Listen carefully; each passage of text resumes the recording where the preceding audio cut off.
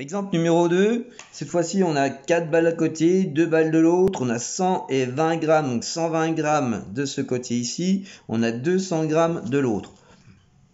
Donc, comme tout à l'heure, j'ai 2 balles d'un côté, j'en ai 4 de l'autre, je peux en supprimer 2 d'un côté, 2 de l'autre, ce qui fait qu'il va me rester 2 balles de ce côté-là, plus aucune ici.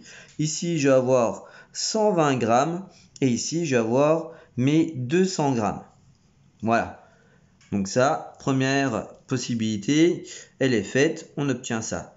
Mes 2 balles, elles sont là. Ici, j'ai plus rien, donc je ne peux pas aller plus loin. Donc je vais garder mes 2 balles de ce côté-là. Par contre, 120 grammes et 200, on peut très bien imaginer que le 200, on le transforme en 120 plus 80. Ce qui veut dire que je vais avoir 120, 120 et 80. Donc les 120 vont pouvoir s'en aller. D'accord? Et ici, il va me rester finalement que 80 grammes. Et comme 2 balles font 80 grammes, vous aurez tous compris qu'une balle va faire forcément 40 grammes puisqu'elles ont le même poids, la même masse.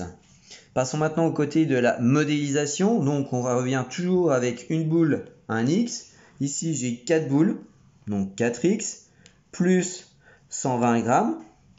Ensuite de l'autre côté j'ai 2 boules, donc 2X, plus 200 grammes. Comme j'équilibre, je mets un égal.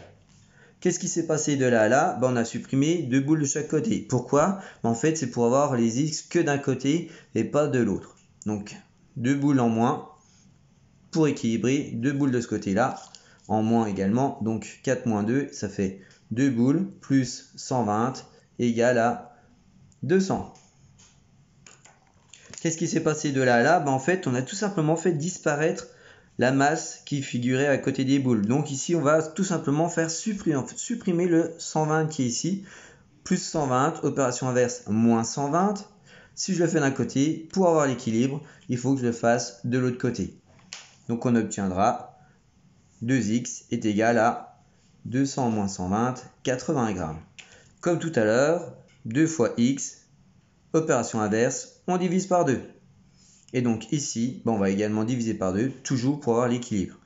2 divisé par 2, ça fait 1. Donc 1x égale à 80 divisé par 2, ça fait 40. Et on a terminé.